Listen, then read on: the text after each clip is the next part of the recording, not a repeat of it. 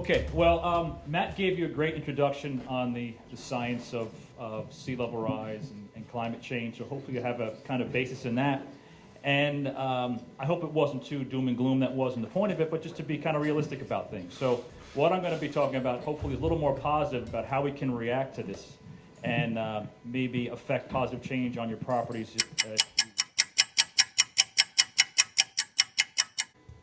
Okay, this is my title slide. So you know who I am, you know where we are, you know where we're from.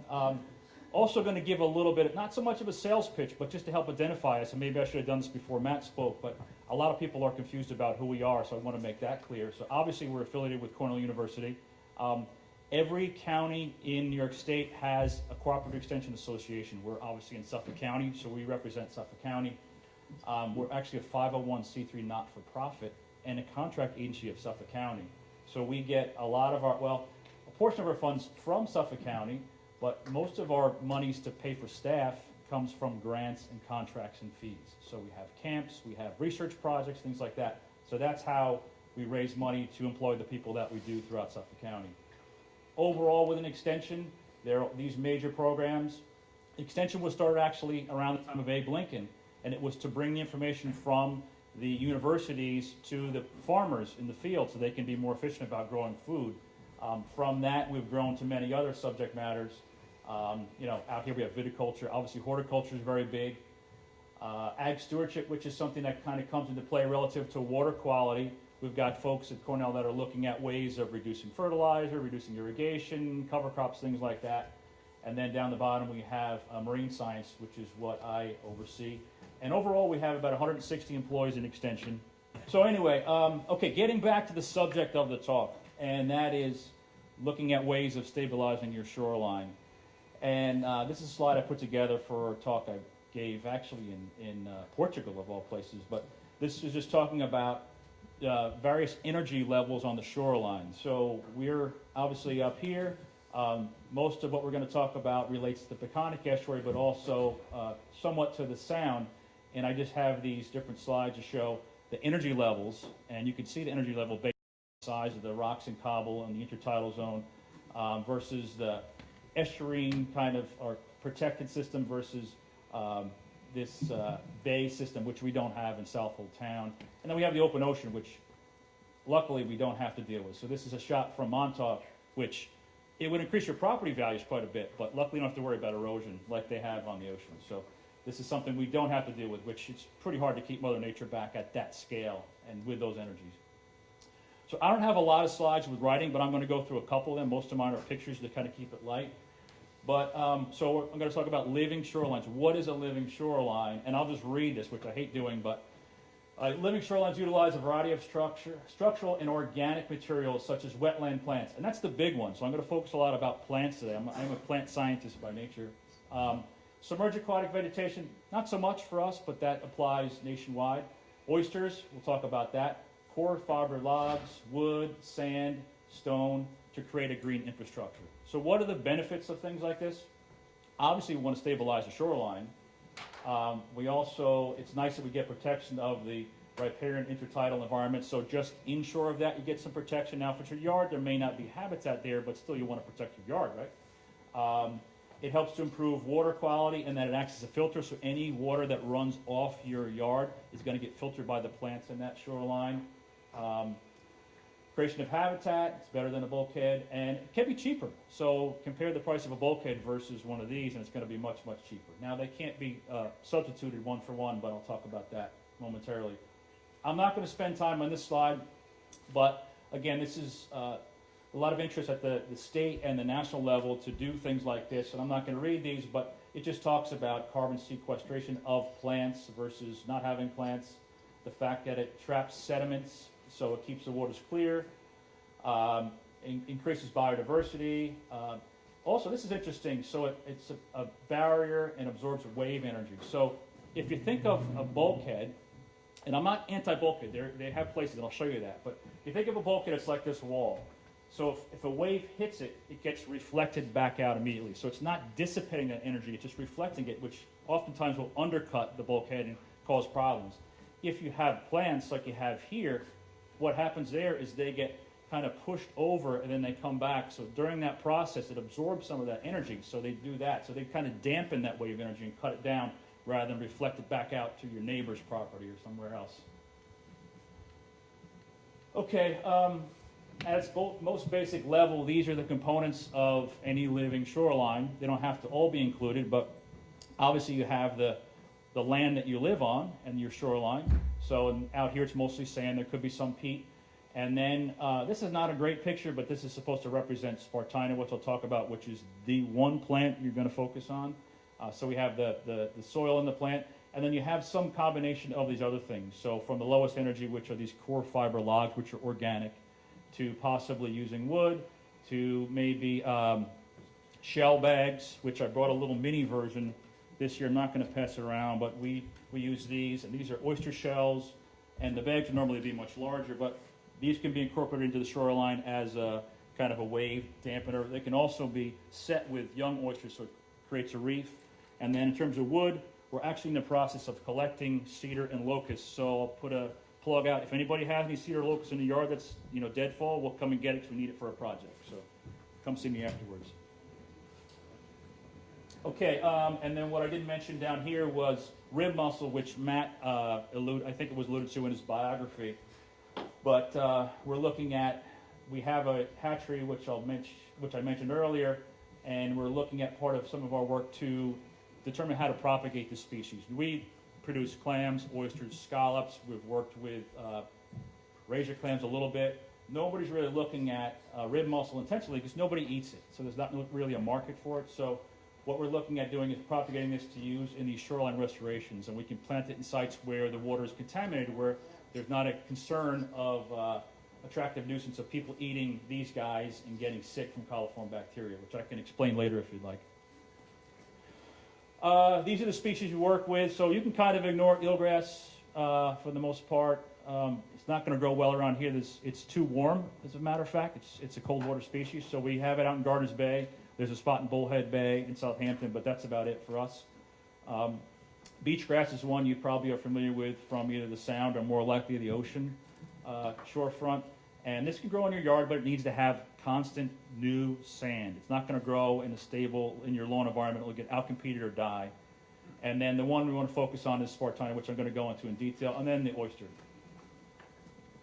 This is a neat little diagram just talking about the greening of shorelines. Again, I'm not going to read it, but just understand the continuum from the lowest energy.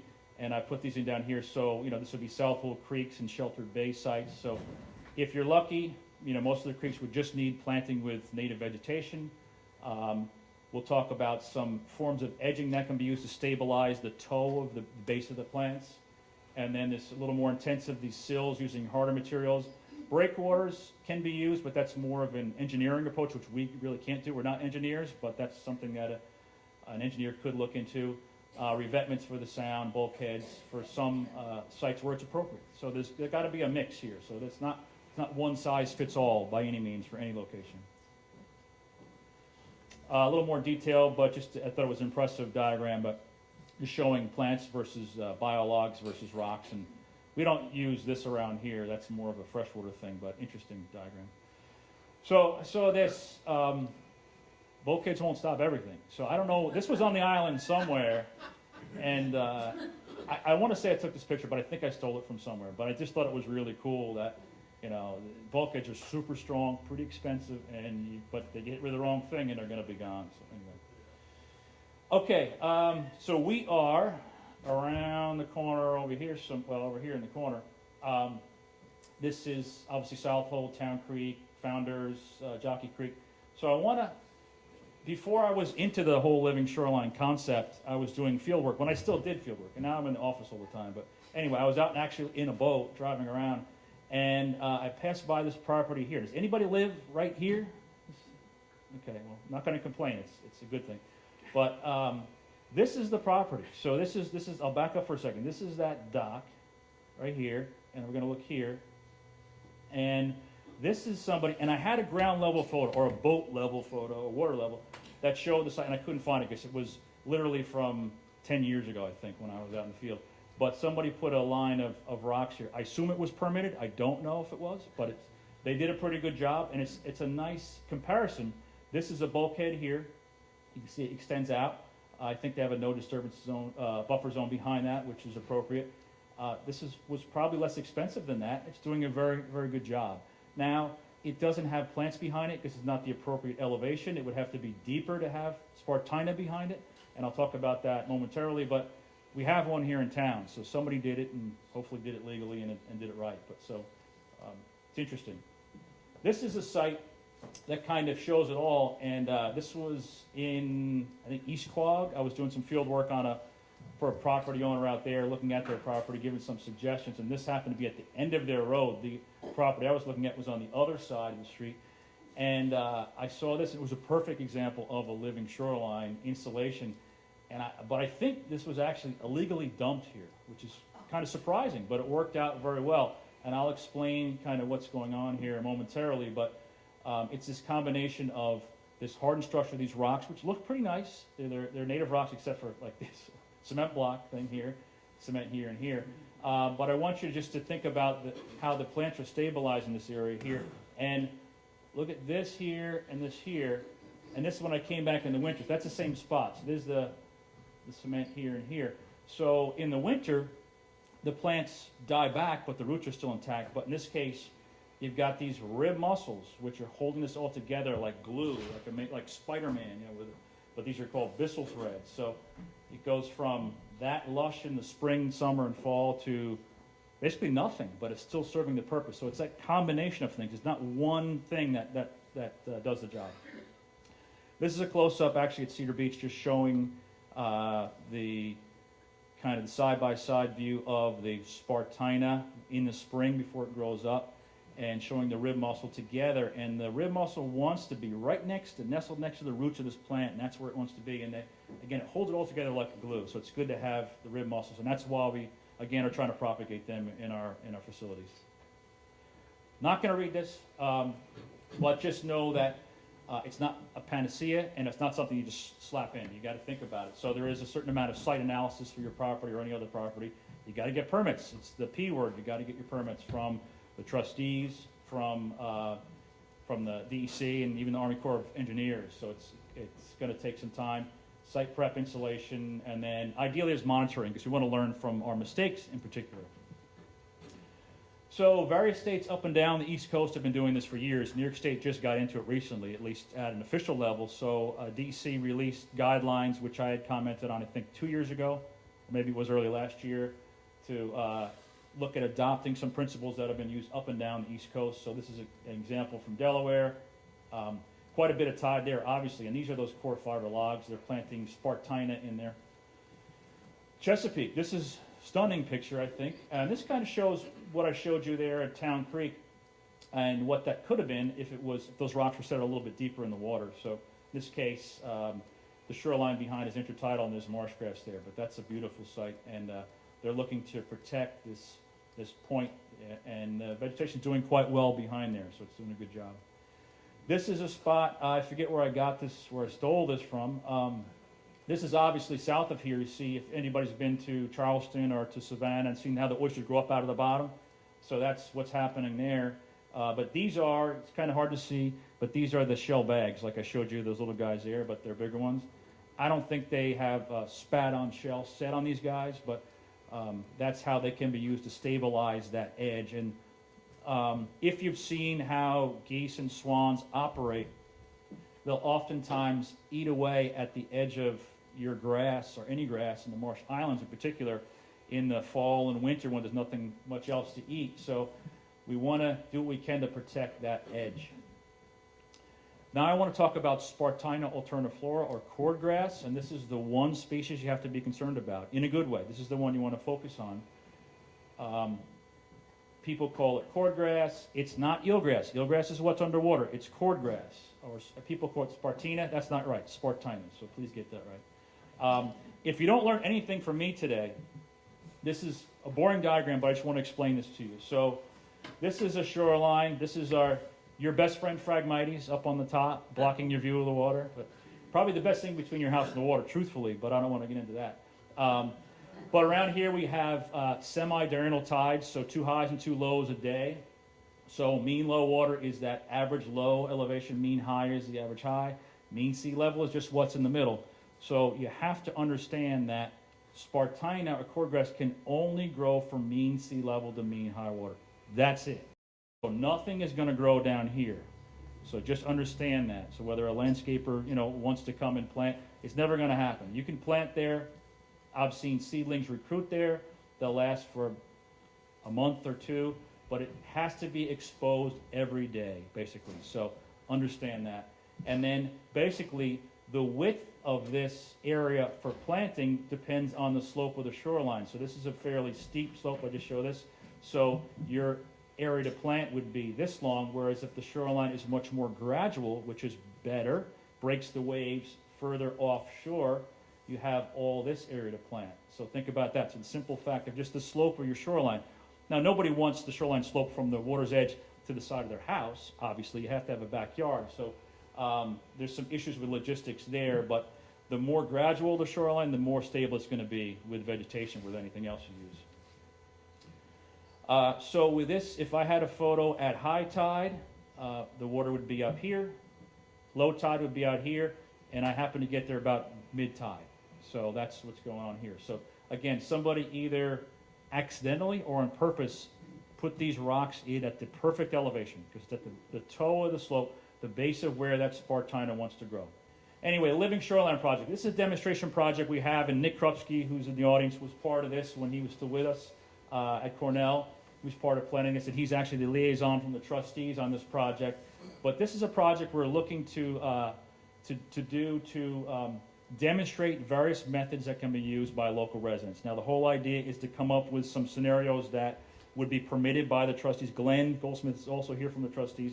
So we want to come up with these methods. We sat down with them, ready to come up with the basics, to have kind of a plan that people can use to protect their shoreline.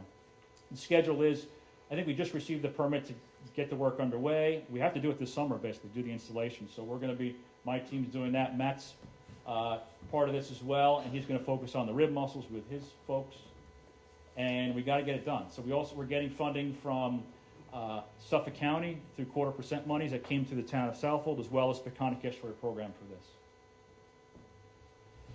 So the goals, again, is to demonstrate, and we don't do a lot of basic science research. We do applied research and demonstration projects. So this is an example of that right here in our backyard. What I'd like to see is kind of have a menu of options that residents can go to the trustees and say, I want to do this, and they say, okay, we understand. If it looks like what they did at Cedar Beach, we can allow that. Still got to work on the DEC and Army Corps about that. But when I say menu, I'm not talking about one of these. You guys have been to a Greek diner where there's like a zillion choices. I just went to one last week and I had a headache looking at the menu. But we don't want that. We want something more like this. So it's just like, I want to use coral logs, I want to use shells or rocks, whatever it may be. But keep it simple. Now, obviously, there's more science. There's got to be slope, elevation, inundation, all those kind of things. But any environmental consultant or expediter worth their salt will be able to do that for you or with you. You could do it yourself, technically, if you want help from us. So anyway, we're looking to get to that. So in terms of the project, this is the new building that just kind of showed up overnight last December as part of that governor's project. We're going to be working on this shoreline. So we're revamping the whole place. We put up a fence. We're going to re-landscape. We're going to beautify it. We're going to get more trees in there, cedar trees. Anyway, so that's where it's going to be.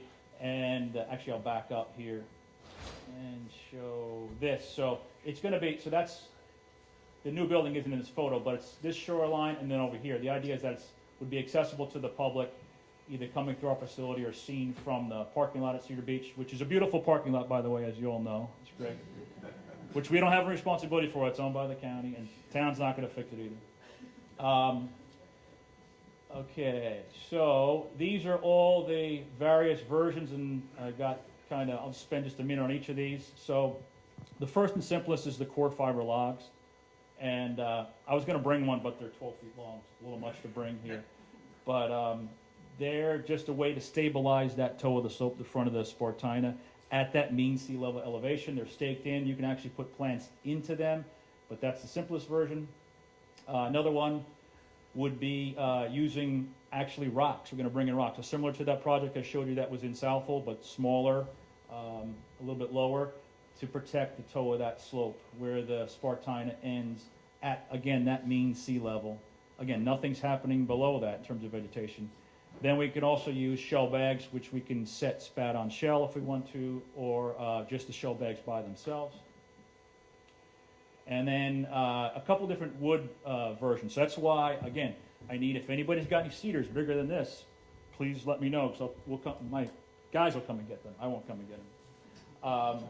So there's the a wood terrace, which we're going to backfill and plant vegetation that way, so kind of like a step down, and then this double terrace as well. So now you ask, well, you're putting it in Cedar Beach, like there's no erosion in there to speak of, and that's very true. But this is property owned by the county. It's a demonstration site, and we're using methods that would be appropriate in medium energy sites. So it's not a perfect site, but it's the one we have and one we have permission to work on. So just bear with us on that. In terms of the grasses we're going to be planting, we collect seeds within Cedar Beach Creek and we propagate them every year. So if you were going to do a project on your property, you could do that in some way, which would be difficult, or contract with a grower or buy them from New Jersey, I hate to say. But they're real easy to grow, super, super easy to grow.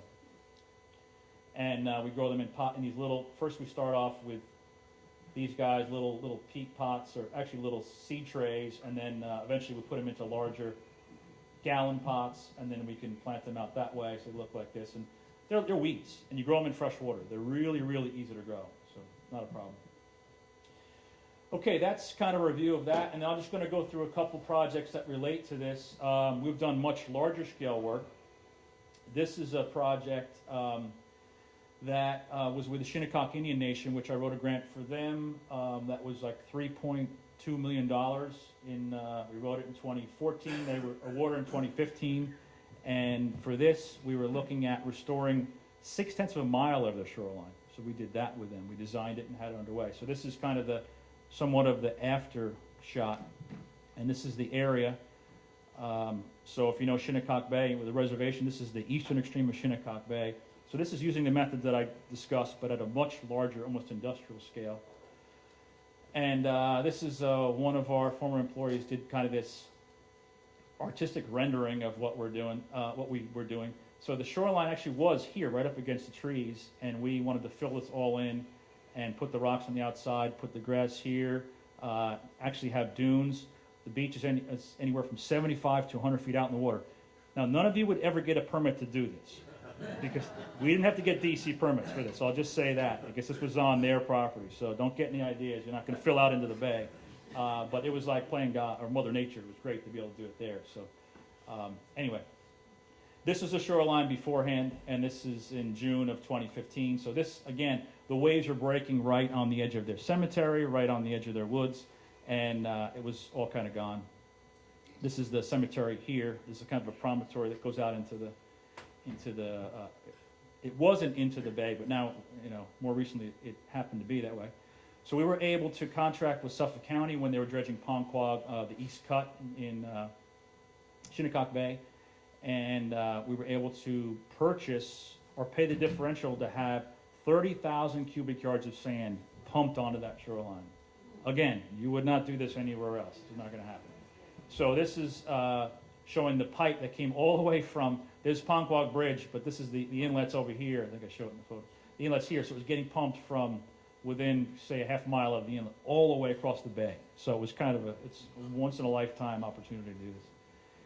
Bulldozers out there, and it's amazing. These guys, the contractors, rent the equipment, run it right into the salt water. It's awesome. They don't worry about it. So they were just all over the place. I can't imagine running that in salt water, but that's what they did because it wasn't there. This is what it looked like after. So the rocks aren't in there yet, so it's a beautiful beach, but we put in rocks which aren't as attractive, but we need to stabilize that shoreline. And this is the before. So, again, we added about 75 to 100 feet of new shoreline, and they loved it. They've got beach volleyball out there now, and parties, and it's pretty amazing. But this involved not just moving sand, but the vegetation. And I was saying we're going to focus on one species for us up here.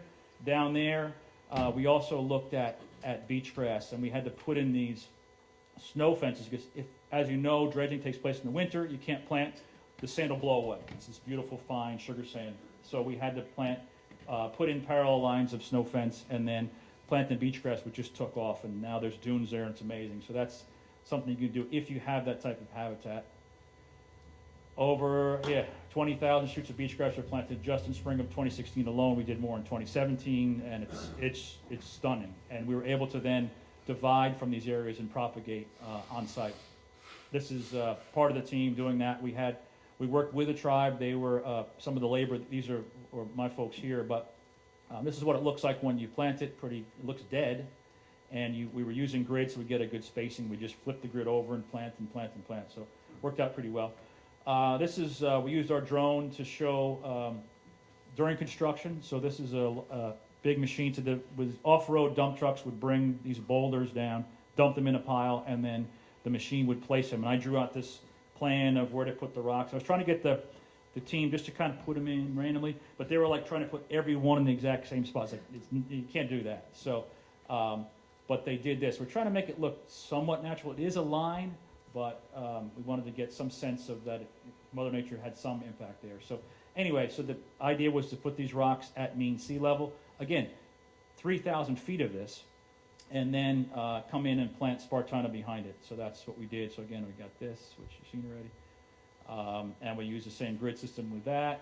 All of our volunteers wore these our employees wore these orange shirts because people aren't necessarily welcome on the reservation. We wanted to make sure they knew who we were. So it's interesting because it is private property. And this is showing the planting in place on the northern extreme of the project, and showing the plantings kind of taken off, so they're doing well. So we have to actually go back and replant some because we had some issues with some of the exposure. But the fetch here is a couple miles across the bay. So northwest is here in the winter, southwest prevailing all summer comes in this way. So we do have some issues there, but it's working out pretty well. So we're happy with it. Just a couple more slides.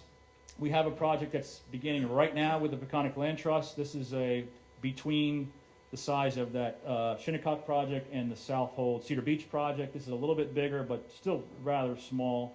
And this is at what they call the Widow's Hole Preserve. This is Widow's Hole here. The shelter on the ferry goes across this way. And there's a hollow out here of erosion, which we're looking to fill in with sand. And then put some small stone at the base of the plants, and then put a dune in. So it's underway right now. We're looking to get the contractor on site to move the sand around, and we got that figured out. Finally, we have a project at Cedar Beach, which is not a living shoreline as much as it is just a restoration project. And you wouldn't necessarily know that Cedar Beach was one of the hot spots for marsh loss in Suffolk County, actually. So this used to all be marsh in here. We're looking to restore some of that. You may or may not know that in, I guess it was 1929 or 1930s when this was dredged. Our lab is here, but dredging here. The original inlet actually went out this way and ran in, and the channel went like this and around in here. But for whatever reason, it was filled in and changed this way. So we always tend to want to move these channels and inlets, which is not what Mother Nature wants it to be. So it gets filled in every year and every year. It's for a reason, because it should be over here. So anyway, that's just the way it is.